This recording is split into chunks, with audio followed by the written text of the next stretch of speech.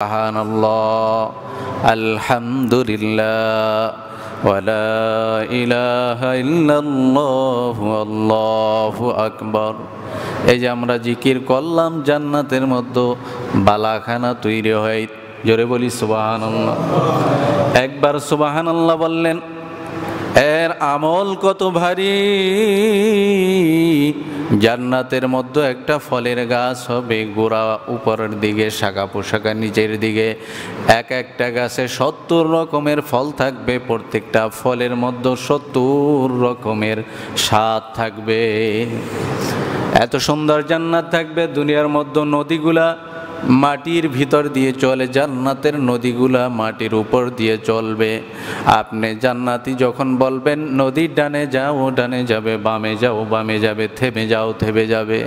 সুবহানাল্লাহ বলে আল্লাহ তাআলা ডাক দিয়া বলেন, যাকে সবচেয়ে ছোট জান্নাত দেওয়া হবে তাকে এই দুনিয়ার 10 দুনিয়ার সমান একটা মুলুক, তাকে সাম্রাজ্য দেওয়া হবে। জোরে বলি সুবহানাল্লাহ।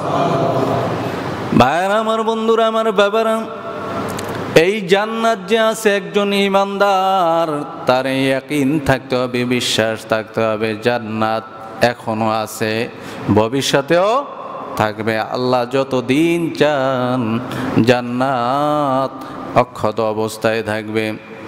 ভাইরা আমার, বন্ধুরা আমার, বাবারা, এই জান্নাতে যখন নাকি একজন মুমিন বান্দা যাবে,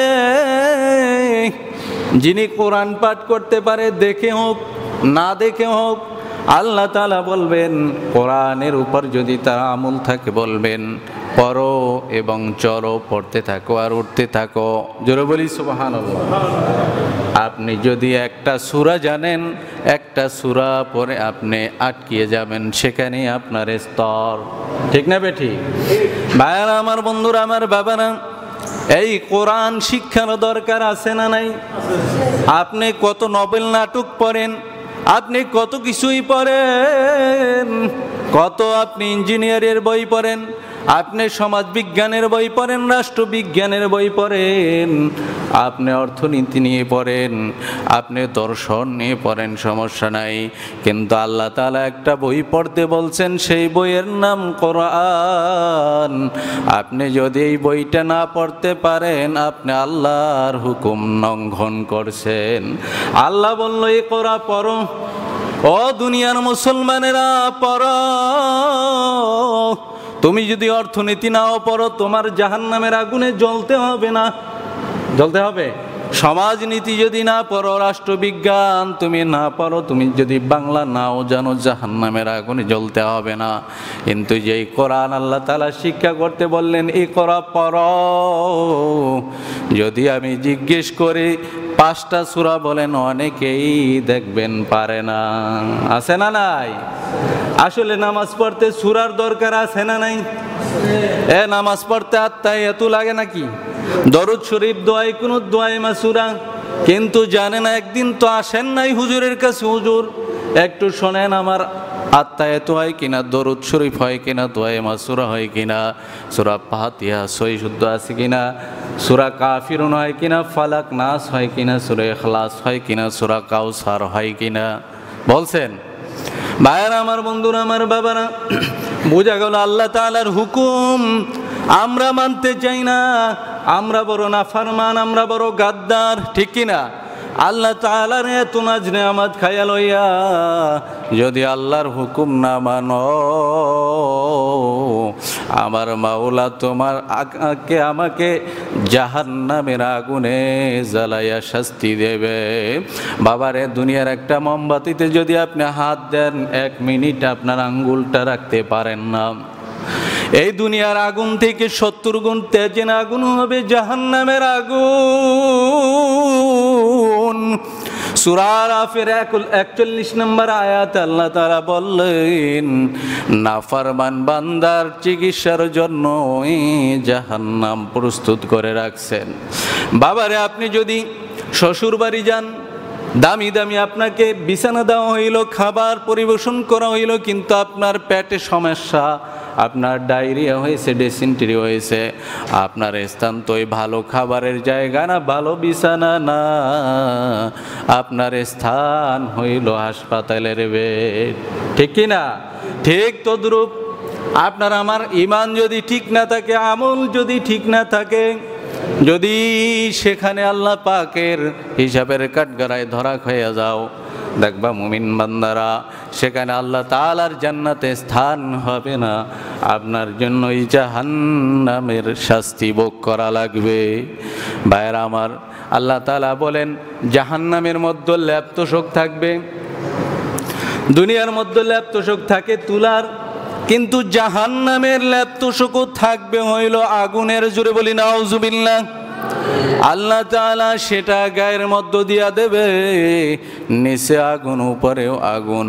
একটা মানুষ পড়তে পড়তে পড়তে পড়তে একেবারে কয়লা হইয়া যাইবে। বাবারে, আল্লাহ তাআলার দয়া ছাড়া কেউ জান্নাতে যাইতে পারবে না। অনেকে মনে করে অনেক বড় আবেদ, অনেক বড় আমলকারী, আমি অনেক বড় আল্লাহওয়ালা, আমি অনেক বড় বুজুর্গ না, তুমি কিছুই না, তোমার ইবাদত আল্লাহ তাআলার দরকার নাই। ঠিক কিনা? আল্লাহ তাআলার কোনো ইবাদতের তোমার আমার দরকার নাই। তারপরও আমরা ইবাদত করি, আমরা যেহেতু আল্লাহর গোলাম, আমাদের তো আর বাঁচার রাস্তা নাই, আর কোনো মাবুদ নাই। ঠিক কিনা? আল্লাহ তাআলার ইবাদতের দরকার নাই, তোমার আমার ইবাদতের মুখাপেক্ষী আমার আল্লাহ তাআলা না, আমরা আল্লাহ তাআলার বান্দা, সেটা প্রমাণ করার জন্য আমরা ইবাদত করি। ভাইরা আমার, আমরা আবেদ, যিনি ইবাদত করেন তাকে বলা হয় আবেদ। একজন আবেদ বা বান্দা বা গোলাম, তার কোনো স্বাধীনতা নাই মালিকের স্বাধীনতা ছাড়া। মালিক যে কথা বলবে সেই কথাই গোলামের জন্য মানা ফরজ। মালিক যে কথা নিষেধ করবেন সেটা থেকে বেঁচে থাকা গোলামের জন্য ফরজ। ঠিক কি না?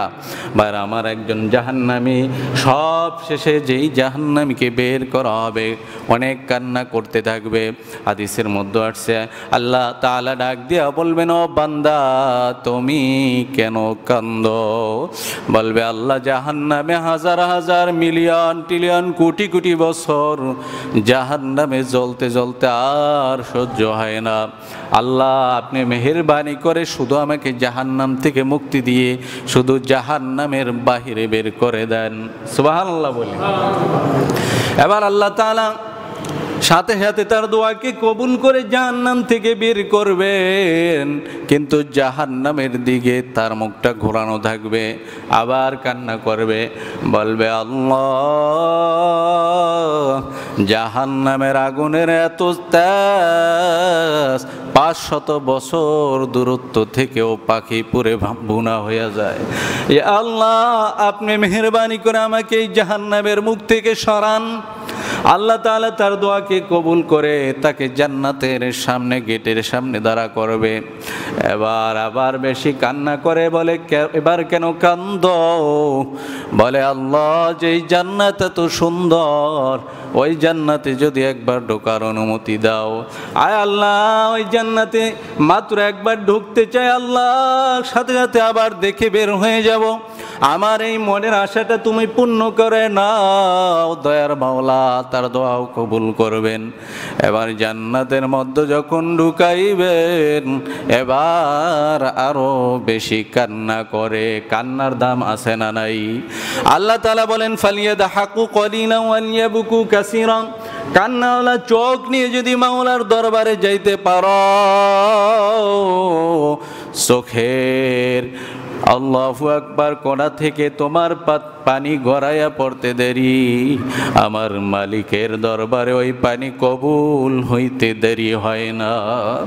বাবার, এবার আল্লাহ তাআলার কাছে কানবে আর বলবে, আল্লাহ, তুমি তো বলছো বান্দা একবার যদি জান্নাতে ঢোকে, ওই জান্নাত থেকে তুমি কোনো দিন বাহির করবা না। আল্লাহ, আমার আরজি তোমার কাছে, দয়া করে তুমি এত শান্তির জান্নাত থেকে আমাকে আর বাহির করিও না। আল্লাহ তাআলা ডাক দিয়া বলবেন, যা বান্দা যা, তোর জীবনের গুনাহ খাতা মাফ করে আমি তোকে সবচেয়ে ছোট জান্নাত দান করলাম। সালাম। সুবহানাল্লাহ। এই ব্যক্তির জান্নাতি এই দুনিয়ার 10 দুনিয়ার সমান। সুবহানাল্লাহ বলি। তাইলে অন্যদের জান্নাত কত বড় সেটা আল্লাহ তাআলাই ভালো জানেন। ভাইরা আমার, বন্ধুরা আমার, বাবারা, যেই জান্নাতের বর্ণনা কোনো মানুষ কোনোদিন শুনে নাই, দেখবে পাখি উড়িয়া যায়, মনে মনে ভাববে পাখিটা খাইতে পারতাম, সাথে সাথে পাখিটা আপনি ভুনা খাইতে চাইলে ভুনা, ফ্রাই খাইতে চাইলে ফ্রাই, ঝোল খাইতে চাইলে ঝোল, যেভাবে খাইতে চাবেন সেভাবে তৈরি হয়ে আপনার সামনে আসবে। এমন আলিশা হবে, কবে এটা কিভাবে ধরে খাবো, যদি মুখের ভিতরে যায়। সুবহানাল্লাহ কোন। আপনি সে মুখের ভিতরে যায় সেটা গলে যাবে, তার পেটের মধ্যেও চলে যাবে। একটা পাখির ভিতরেও 70 রকমের স্বাদ। সুবহানাল্লাহ কইতেন না ভাইয়েরা আমার, বন্ধুরা আমার, বাবারা, আল্লাহু আকবার। জান্নাতের মধ্যে 8টা জান্নাতের একটা জান্নাত হলো হল রুম, যেখানে কনফারেন্স রুম, বিভিন্ন কলেজের মধ্যে কনফারেন্স রুম আছে না নাই? এভাবে জান্নাতের মধ্যে, জান্নাতুল আদনের মধ্যে কনফারেন্স রুম, সেখানে সব জান্নাতীদেরকে ডাকা হবে। এবার আল্লাহ তাআলা ডাক দিয়ে বলবেন, ও আমার জান্নাতি বান্দা বান্দিরা, তোমাদেরকে যা কিছু আমি ওয়াদা করছি সব কি তোমরা পাইছো? সবাই কইবে, আল্লাহ আপনি যা ওয়াদা করছেন তার থেকে লক্ষ লক্ষ কোটি কোটি গুণ বেশি দিয়েছেন, আর কিছু দরকার নেই। এবার একজন দাঁড়ায় বলবে, আল্লাহ আপনার এখনো কয়েকটি ওয়াদা বাকি আছে। সুবহানাল্লাহ বলি। সবাই তার দিকে তাকাইবেন, দেখবে তিনি আর কেউ নাই, হযরত আলী রাদিয়াল্লাহু তাআলা আনহু। আল্লাহ রাসূল সাল্লাল্লাহু আলাইহি সাল্লাম বলেছেন, আনা মাদিনাতুল ইলম ওয়া আলিয়ুম বাবুহা, আমি হলাম ইলমের শহর, আর এই শহরের প্রধান ফটক হলো হযরত আলী। তাইলে তার মতন বড় আলেম আর নবীজির পরে দুনিয়ায় ছিল না, আর হবেও। এত বড় একজন আলেম, এত বড় একজন ফকিহ, এত বড় একজন খলিফা, খলিফাতুল মুসলিমিন, আমিরুল মুমিনিন হযরত আলী কাররামাল্লাহ ওয়াজহু রাদিয়াল্লাহু তাআলা দাঁড়িয়ে বলবে কি বাকি আছে? বলবে, আল্লাহ এই হল রুমের মধ্যে দাউদ আলাইহিস সালাতু ওয়াস সালামের কণ্ঠে কোরআন পাক তেলাওয়াত করবে। সুবহানাল্লাহ। আল্লাহ من علم القرآن خلق الإنسان علمه البيان। আল্লাহ তাআলা যখন নাকি কোরআন থেকে তেলাওয়াত করবে, বান্দাগুলো দুলতে থাকবে, হাজার হাজার বছর চলিয়ে যাইবে, বান্দা বান্দির হুঁশ থাকবে না। জোরে বলি সুবহানাল্লাহ। কতদিন এভাবে বেহুশ অচেতন অবস্থায় থাকবে আল্লাহ ভালো জানে। এরপর আল্লাহ তাআলা হঠাৎ করে সুর বন্ধ হয়ে যাবে, বান্দাদের হুঁশ ফিরে আসবে, বলবে আর কোনো পাওনা আসেনি। এবার ডাক দিয়া বলবে, আল্লাহ তোমারে একটু দেখতে চাই। জান্নাতে আমরা আল্লাহকে দেখতে চাই কিনা? কারা কারা চাই? আল্লাহু আকবার। আল্লাহ কবুল করুক, জুড়ে বলি আমিন। আল্লাহ তাআলা বলে, নূরুন আলা নূর। আল্লাহ তাআলা সেদিন জান্নাতের, আল্লাহু আকবার, জান্নাতীদের সামনে আসবেন 70,000 নূরের পর্দা, এক একটা পর্দা থেকে দ্বিতীয় পর্দা। আল্লাহু আকবার। ইমাম গঙ্গোহী রহমাতুল্লাহ আলাইহি বলেন, 500 বছরের রাস্তা, কোনো বান্দার সাধ্য নাই সেই পর্দাকে ভেদ করে আল্লাহ তাআলার সাথে সাক্ষাৎ করা। কিন্তু আল্লাহ তাআলা মুহূর্তের মধ্যে তার কুদরতে 70,000 নূরের পর্দা উঠাইয়া একটা ঝলক দিবে। সুবহানাল্লাহ বলি। নূরুন আলা নূর। বান্দা দেখবে ডাইনে নূর, বামে নূর, সামনে নূর, পিছনে নূর, চতুর্দিকে নূরে ঝলমল করতে থাকবে। এভাবে বান্দা হাজার হাজার লক্ষ কোটি বছর অচেতন হয়ে থাকবে, কোনো খবর থাকবে না। জোরে বলি সুবহানাল্লাহ। ভাইরা আমার, বন্ধুরা আমার, বাবারা, আল্লাহু আকবার। ইমানের 15 নম্বর শাখা হলো আল্লাহ এবং তার রাসূলের প্রতি ভালোবাসা, অকৃত্রিম ভালোবাসা, যেটার মধ্যে কোনো কৃত্রিমতা নাই, কোনো দেখানোর বিষয় নাই। আল্লাহ এবং আল্লাহ রাসূলকে যতক্ষণ পর্যন্ত আপনি আর আমি, আপনার আমার জীবন, ছেলে মেয়ে, বাবা মা, আত্মীয় স্বজন, ধন সম্পদ সব থেকে বিশ্বনবী এবং আল্লাহকে বেশি ভালোবাসতে না পারবেন, ততক্ষণ পর্যন্ত মুমিন হতে পারবেন না। আল্লাহ রাসূল সাল্লাল্লাহু আলাইহি সাল্লাম ডাক দিয়ে বলেন, ওমর, হ্যাঁ ওমর, তুমি আমি রাসূলকে কতটুকু ভালোবাসো? বলেন, আমার মাতা পিতা আপনার উপর আল্লাহ এবং আল্লাহ রাসূলের জন্য কোরবান হোক, আমি আমার মাতা পিতা, ছেলে সন্তান সব থেকে বেশি আপনাকে মহব্বত করি, কিন্তু জীবনের থেকেও বেশি মহব্বত করতে পারি নাই। ওমর রাদিয়াল্লাহু তাআলা আনহুকে একটা ধমক দিলেন আর বললেন, হ্যাঁ ওমর, যতক্ষণ পর্যন্ত আমি নবীকে তুমি তোমার জীবনের থেকেও বেশি প্রিয় ভালোবাসতে না পারবে, মুমিন হতে পারবে না। এই যে ধমক দেওয়ার সাথে সাথে ওমর রাদিয়াল্লাহু তাআলা আনহুর ভিতরে পরিবর্তন চলে আসলো, এটাকে বলা হয় তাওয়াজু। কি বলা হয়? ভাইয়ের আমার, সাথে সাথে ওমর রাদিয়াল্লাহু তাআলা আনহু বলতেছেন, ইয়া রাসূলুল্লাহ, ইয়া হাবিবাল্লাহ, সেই সত্তার কসম যার হাতে আমার জান, এখন তো আমি আমার দিলের দিকে তাকায়া দেখতেছি, আমার জীবনের থেকেও আপনাকে বেশি ভালোবাসি। সুবহানাল্লাহ কোন? ভাইয়ের আমার, ভারতের মধ্যে একজন লেখক, তিনি একটা বই লিখেছিলেন, নাম রঙ্গিলা রাসূল। জোরে বলি নাউজুবিল্লাহ। আমাদের নবীর চরিত্র নিয়ে ওই নাফরমান বদমাইশ কটূক্তি করে একটা বই লিখেছে। সারা ভারতে সেটা নিয়ে তোলপাড়, বড় বড় আলেমেরা বিবৃতি দেয়। শুধু এতটুকুই ক্ষান্ত, সাধারণ গুজরাট থেকে দুইজন মুসলমান রাজমিস্ত্রি করে কাজ করে, রাজমিস্ত্রি যুবক রওনা দিয়েছে, বহুদূর হেঁটে এসেছে, গাড়িতে এসেছে।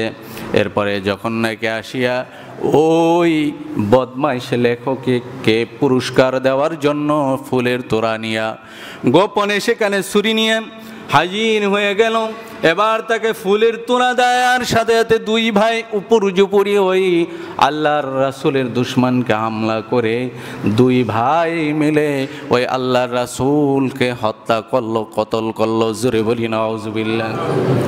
ভাইরা আমার, যখন নাকি কোর্টে মামলা উঠল, বড় বড় উকিল, বড় বড় অ্যাডভোকেট, ব্যারিস্টারেরা বলতেছে, ও মুসলমান যুবক, তুমি বলো যে আমার মাথা ঠিক ছিল না, আমি পাগল, ওই সময় আমার মাথায় সেন্স কাজ করে নাই, ভুলবশত হত্যা করেছে। বিভিন্ন তারা পরামর্শ দেয়, কিন্তু এই রাত্রে আল্লাহু আকবার, ওই আল্লাহর দুই বান্দা স্বপ্ন দেখে বিশ্বনবী হাজির। ডাক দিয়া বলতেছে, ও আমার খাঁটি উম্মত, ও আমার প্রিয় উম্মত, তুমি কিসের চিন্তা করো? তুমি আগামীকাল এসে আমি নবীর সাথে সাক্ষাৎ করবে। সুবহানাল্লাহ। স্বপ্ন দেখেছে। এবার সব উকিলেরা শিখাই দিল, কিন্তু কাঠগড়ায় দাঁড়ায় বলে, আমি এই নাফরমানকে হত্যা করেছি। সুবহানাল্লাহ বলি।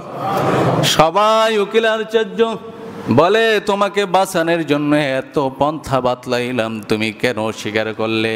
বলে, আমার দয়ার নবী হাজির হইয়া ডাক দিয়া বলে, ও যুবক, যদি আমি নবীকে মোহাব্বত করো, জীবনের মায়া করিও না। সুবহানাল্লাহ। ভাইয়ের আমার, আল্লাহ এবং আল্লাহর রাসূলের মোহাব্বত যদি সব থেকে বেশি দিলের মধ্যে ঢুকাইতে পারো, বুঝতে হবে আপনি আমার ইমানের পরিপূর্ণতা আছে। আর যদি আল্লাহর নবীর এবং আল্লাহর মোহাব্বত দিলে না থাকে, ইমান পরিপূর্ণ হবে না।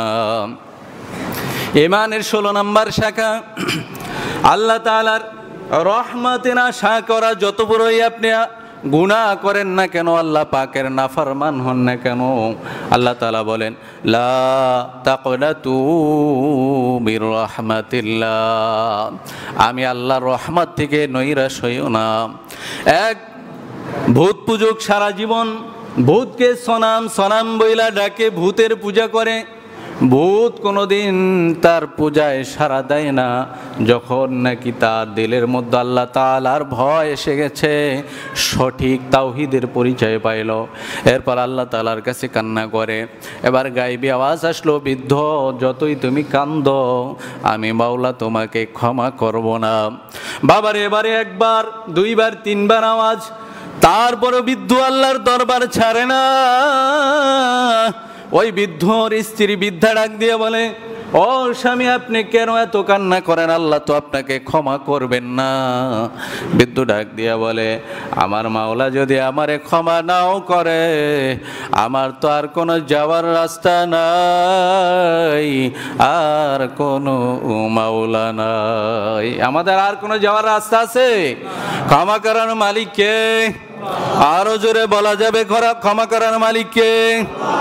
ভাইয়েরা আমার, আল্লাহ পাক যেই নেয়ামত দিয়েছেন, নেয়ামতের শুকরিয়া আদায় করা 17 নম্বর ইমানের শাখা হলো। আপনাকে যতটুকু দিয়েছেন ওর মাধ্যমেই আল্লাহ তাআলা আপনাকে পরীক্ষা করবেন। বড় লোককে যাকে ধন দিয়েছেন সেটা দিয়েই পরীক্ষা করবেন। আপনাকে আল্লাহ তাআলা কম অর্থ দিয়েছেন, আপনি দান সাদকা করতে পারেন না, আপনি 10 টাকা পারেন 10 টাকা দেন, 100 টাকা পারেন 100 টাকা দেন, 50 টাকা পারেন 50 টাকা দেন, 500 পারেন 500 দেন। যিনি 1 লাখ টাকা দান করবেন তাকে সেই পরিমাণ সম্পদ আল্লাহ দান করেছে, আপনি এই সামান্য দান করেও তার সমান সওয়াব অর্জন করতে পারবেন। ভাইরা মান, মুসা আলাইহিস সালাতু ওয়াস সালাম যায়, দেখে কিছু বালিহাঁস, পানির প্রয়োজন। তারা বলে, আল্লাহর নবী মুসা আপনি একটু আল্লাহর কাছে আরজি জানান, তুর পাহাড়ে গিয়ে বলবেন আল্লাহ কবে নাগাদ বৃষ্টি দেবে, আমরা বৃষ্টির জন্য আল্লাহ তাআলার কাছে বৃষ্টি যাই। এবার মুসা আলাইহিস সালাতু ওয়াস সালাম আল্লাহকে দরখাস্ত জানায়, আরজি জানায়। আল্লাহ তাআলা বললেন, ও আমার প্রিয় নবী মুসা তুমি যাইয়া বলো আজ থেকে 40 বছর পরে আল্লাহ তাআলা বৃষ্টি দেবেন। এই কথা যখন হাঁসদেরকে বললেন, এবার হাঁসেরা তাদের ভাষায় বলে আলহামদুলিল্লাহ, জোরে বলি সুবহানাল্লাহ। এবার মুসা আলাইহিস সালাতু ওয়াস সালাম বলে, ও বোকার দল, 40 বছর পরে বৃষ্টি দেওয়ার মানে তোমরা সব মৃত্যুবরণ করবে, তোমাদের এটা রহমত নয় গজব। এবার বলতেছে, ও জামানার নবী মুসা তাতেও তো আমাদের কিছু করার নাই, আমার মাওলা যদি বৃষ্টি 40 বছর পরেও দেয় সেটাও আল্লাহর দয়া। সাথে সাথে বৃষ্টি শুরু হয়ে গেল, সুবহানাল্লাহ বলি। এটা হলো শুকরিয়া আদায় করার ফল। আর এক বৃদ্ধা মহিলা ডাক দিয়ে বলে, আমি বড় গরিব, কেন গরিব হই? এবার আল্লাহ তাআলা তাকে জানাই দিলেন ওই মহিলা যেন বেশি শুকরিয়া আদায় করে। এবার কয় আমার কিছুই নাই, আবার শুকরিয়া আদায় করতে কয়। বলার সাথে একটা ঝড় এসে তার ঝুপড়ি ঘর ভাঙ্গিয়া নিয়ে গেল, সুবহানাল্লাহ কর। এই জন্য আপনার যা আছে তাতে শুকরিয়া আদায় করেন, সম্পদের বরকত দেবেন আল্লাহ, ঠিক না বে ঠিক? ভাইয়ের আমার, আর একটা হলো তাওয়াক্কুল, তাওয়াক্কালতু আলাল্লাহ। যে কোনো কাজে আল্লাহর উপর ভরসা রাখা, না চাকরির উপর না ব্যবসায়, একমাত্র আল্লাহ তাআলার উপর ভরসা রাখতে হবে। এটা ঈমানের 17 নম্বর শাখা। ভাইরা আমার, বন্ধুরা আমার, বাবারা, হযরত ওমর রাদিয়াল্লাহু তাআলা আনহু একদিন মসজিদের মধ্যে দেখে কিছু যুবক বৈশা আছে। বলে, কেন তোমরা কাজের জন্য বের হও না? কয়, আমরা আল্লাহর উপর তাওয়াক্কুল করছি, আমরা আর কাজ বাজ করবো না, মসজিদে থাকবো আর ইবাদত করবো। নাউজুবিল্লাহ বলেন। আল্লাহ তাআলা এই তাওয়াক্কুল করতে কইছে। আপনার কাজের বেলায় কাজে বের হতে হবে। আপনি ফজরের নামাজের পরে আপনার কাজের জন্য বের হয়ে যান। ইসলামে এমন শিক্ষা দেয় নাই বাবা ছেলের কান্দে ভর করে খাবে, সেটা বলা হয় নাই। বাবাও যতদিন তার ক্ষমতা আছে সে কাজ করে চলবে, সন্তানও সে কাজ করে চলবে, ঠিক কি না? ভাইয়েরা আমার, বন্ধুরা আমার, বাবারা, এরপরে আল্লাহু আকবার, আল্লাহ ওমর রাদিয়াল্লাহু তাআলা আনহু বলতেছেন, তোমরা মসজিদ থেকে বের হও, তোমরা কাজে বের হয়ে পড়ো, তাওয়াক্কুল এটা না। এমন বিপদে তুমি পড়ছো যেটার থেকে বাঁচানোর উপায় আর কেউ নাই, কে? আল্লাহ। সেখানে তুমি তাওয়াক্কুল করবা। ভাইয়েরা আমার, ঈমানের 18 নম্বর শাখা হলো দোয়া করা। কি করা? তিরমিজি শরীফের 2 নম্বর খণ্ড 66 নম্বর পৃষ্ঠার মধ্যে এসেছে বেশি বেশি দোয়া করা। দোয়া হুয়াল ইবাদা, দোয়া হলো ইবাদতের মূল। আমরা নিজে দোয়া করব, অপরের জন্য দোয়া করব, বিশেষ বিশেষ সময়ের দোয়া করব। ভাইরা আমার, বিশেষ ইসমে আজম জনিত দোয়া আছে যেগুলো পরে আল্লাহর দরবারে দোয়া করলে আল্লাহ তাআলা খালি বিল্লাহি মিন শুরুরি আনফুসিনা ومن سيئات أعمالنا من يهد الله فلا مضل له ومن يضلله فلا هادي له ونشهد أن لا إله إلا الله وأشهد أن سيدنا وسندنا وحبيبنا وطبيبنا ومولانا محمد صلى الله عليه وعلى آله وأصحابه وبارك وسلم. وقال تعالى في كلامه المجيد وفرقانه الحميد: أعوذ بالله من الشيطان الرجيم. بسم الله الرحمن الرحيم. يا أيها الذين آمنوا آمنوا. وقال تعالى: أعوذ بالله من الشيطان الرجيم. بسم الله الرحمن الرحيم. إن الصلاة تنهى عن الفحشاء والمنكر. وقال تعالى في شان حبيبه: إن الله وملائكته يصلون على النبي يا أيها الذين آمنوا صلوا عليه وسلموا تسليما. اللهم صل على سيدنا ونبينا وشفيعنا وحبيبنا ومولانا محمد صلى الله عليه وعلى آله وأصحابه وبارك وسلم. اللهم صل على سيدنا ونبينا وشفيعنا وحبيبنا ومولانا محمد صلى الله عليه وعلى آله وصحابه وبارك وسلم. بلغ العلا بكماله كشف الدجى بجماله حسنت جميع خصاله. صلوا عليه وآله एकी हर कोई बंदा करे एके बदले उसामुल में 10 मिले कुजाई ए आखिर महबूब कुजाई जेहाले मन चुनी गाफिल चिराई। আলহামদুলিল্লাহ, আল্লাহ পাক রব্বুল আলমিনের দরবারে লাখো কোটি শুকরিয়া যে মহান রব্বুল আলমিন আপনাকে আমাকে এই ফিতনা ফাসাদের জামানায় দুনিয়াবি কাজকর্ম থেকে বিরত রেখে জান্নাতের বাগান বেহেশতের বাগানে আসার তৌফিক দান করেছেন। সে মহান বাড়ি তালার দরবারে সকলে একবার কালিমাতু শুকুর আদায় করি আলহামদুলিল্লাহ। সম্মানিত হাজিরিন, আলোচনার বিষয় ছিল ইমানের ৭৭টি শাখা। গত ঈদের আলোচনা ইনশাআল্লাহ 10 থেকে 11টি শাখা নিয়ে আলোচনা করেছি।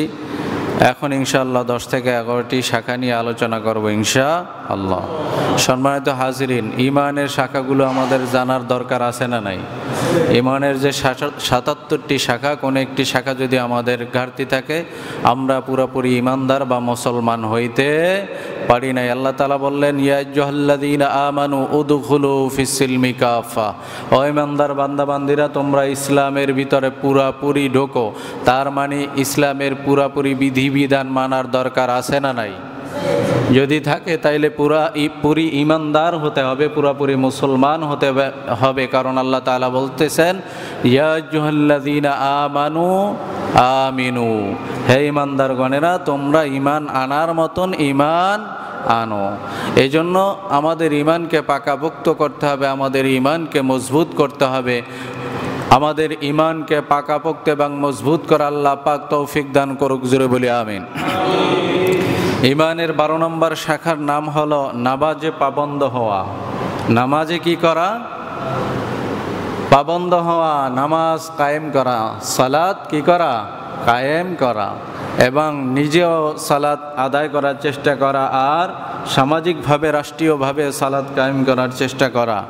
ভাইরা আমার, সৌদি আরবে দেখবেন নামাজের সময় হলে দোকানপাট বন্ধ হয়ে যায়, ঠিক কি না? কারণ সেখানে কোরআনের শাসন কিছুটা হলেও চালু আছে।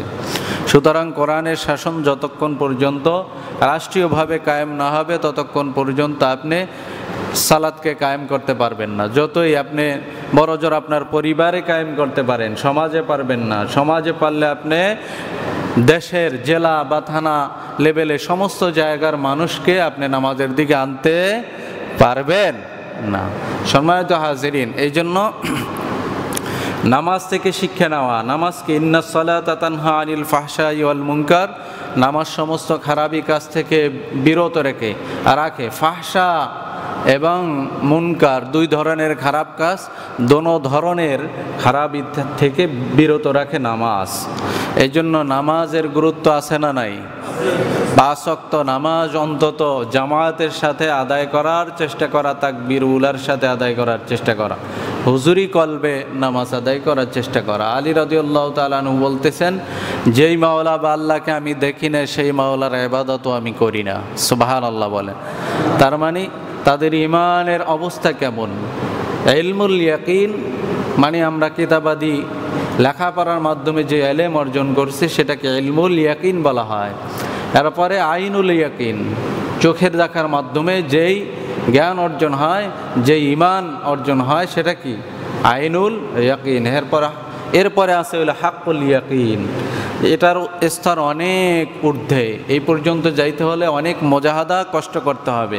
আল্লাহ রাসূল সাল্লাল্লাহু আলাইহি সাল্লাম বলেছেন, দিনের রাস্তা ইলমে শরিয়ত, মারিফত, তরিকত, হাকিকতের উপর চলতে চলতে মানুষগুলো এমন একটা অবস্থায় পৌঁছায় যে আল্লাহ তাআলা বলেন হাদিসে কুদসির ভিতরে, যে আমি বান্দার হাত হয়ে যাই, আমি বান্দার জবান হয়ে যাই, যার দ্বারা সে দোয়া করে, দোয়া করতে দেরি, দোয়া কবুল হতে দেরি হয় না। জোরে বলি সুবহানাল্লাহ।